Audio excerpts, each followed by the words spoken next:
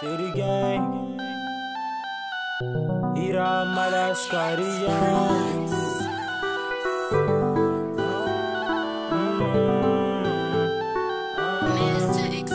Polizia comme mérité pour la cadeau wiki Polizia comme écouté Na Maria Maria Racconta la vita Jamati pete au sabta fece Ma huko nisvura bange Maria Maria Gala fece tiga Ugawa handa takona wangina. En partenariat avec la DEAL et la maison du projet de Kawini, les étudiants du DSA Architecture et Risques Majeurs de l'ENSA Paris-Belleville sont venus mener une étude de terrain dans le quartier spontané de Lazerevuni à Kawini, au nord-est de Mayotte. Mayotte est un département français situé au large de Madagascar dans l'océan Indien. Il fait partie de l'archipel des Comores. La population y est très jeune. Près d'un habitant sur deux a moins de 18 ans. Les conditions de logement y sont difficiles. 3 ménages sur 10 n'ont pas accès à l'eau et 4 ménages sur 10 vivent dans des logements en tôle. Le travail de terrain des étudiants a été de réaliser un relevé cartographique précis du quartier de Lazerevuni et d'aller à la rencontre des habitants pour comprendre leur mode d'habiter et la vie du quartier. Oh Maria, Maria, Maria, pourquoi on veut cette vie d'Aloka?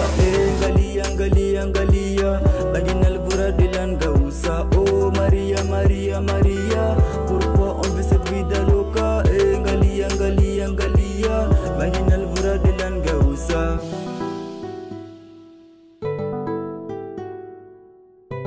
Na Maria, Maria, racconta la vita loca.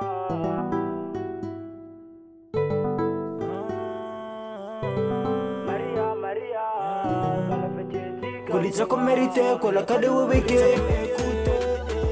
quartier de Lazerevuni est confronté à plusieurs risques naturels et anthropiques: séismes, cyclones, glissements de terrain, inondations.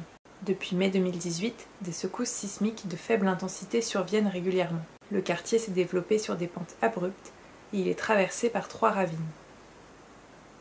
Chaque année, à la saison des pluies, les ravines qui le traversent se gorgent d'eau et entraînent inondations et coulées de boue. Les sentiers et les ruelles deviennent alors impraticables. Pour se rendre à l'école, les enfants descendent pieds nus, chaussures à la main, avec des vêtements dans leur sac pour se changer avant d'arriver en classe. La dangerosité de ces inondations est accentuée par un risque sanitaire élevé dû à l'accumulation de zones de déchets et l'absence de réseau d'assainissement dans certaines parties du quartier. Les habitations du quartier de Lazerevuni sont construites en bois et tôle ou en parpaing. Elles ont majoritairement été construites par les habitants eux-mêmes. Nous avons pu relever de nombreuses défaillances structurelles dangereuses en cas de séisme ou de cyclone, comme l'utilisation de bois de mauvaise qualité, l'absence de fondation et de contreventement, et la fragilité des murs de soutènement. Mais aussi l'absence de chaînage pour les habitations en parpaing et des étages rajoutés en encorbellement.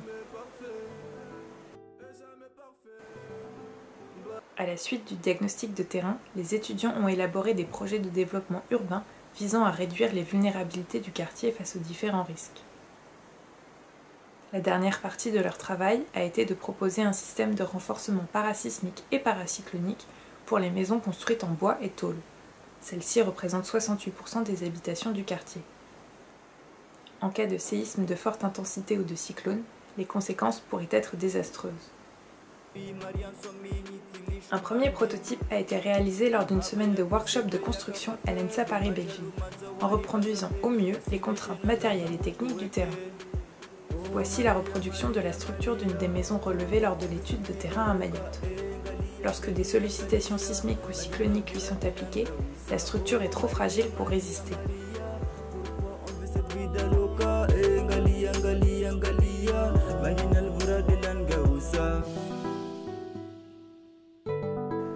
Le système de renforcement conçu est composé de cadres en bois qui viennent renforcer la structure des maisons par l'intérieur.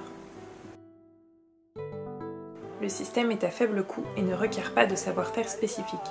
Seulement 2 sections de bois sont utilisées.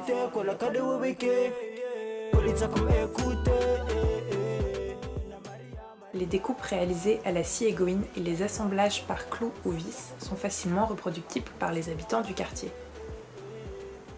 La première étape de renforcement consiste à venir renforcer les angles en assemblant perpendiculairement deux modules contreventés. Selon la longueur de la façade, des modules sont ensuite ajoutés afin de toujours contreventer au minimum 2/3 de chaque façade pour assurer la résistance au séisme ou au cyclone. Les espaces entre les cadres permettent l'installation de claustras de ventilation sans mettre à mal la rigidité du système. Améliorer le confort thermique à l'intérieur des habitations est essentiel. La température y dépasse souvent les 40 degrés. Une fois les murs installés, une poutre au vent est fabriquée et fixée en partie haute des cadres sur tous les murs. Elle constitue également un chaînage et offre la possibilité d'installer des combles aménageables en grenier ou en couchage. Les espaces de vie sont ainsi améliorés.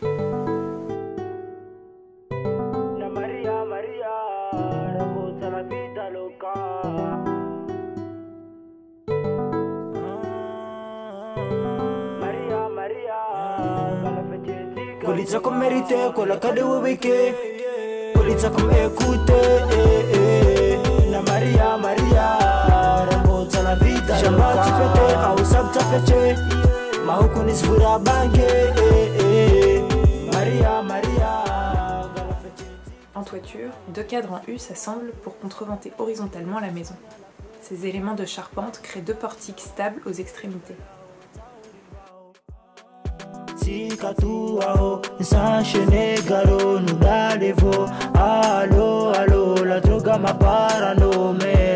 Maria nso Marie ushange na wamide unuta parfait usome lisha majalu mwenzo wasiri sule na moka na wawe nso allume smenye wakati. En cas de séisme ou de cyclone, la nouvelle structure agit comme un filet de sécurité, évitant ainsi que la maison ne s'effondre sur les habitants.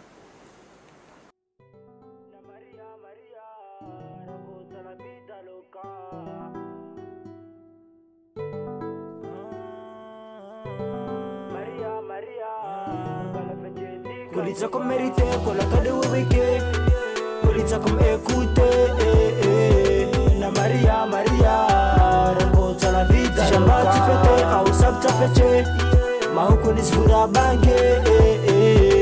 Maria, Maria, gala fece tiga hua. Maria, je suis désolé, je peux pas quitter le barrio. Nisa hero, mana wami hero.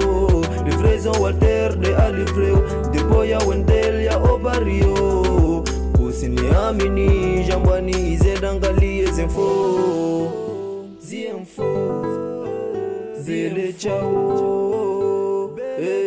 Hasta luego, bele chao. Bele chao. Bele chao. Bele chao. Hasta luego, bebe, bebe, bele chao.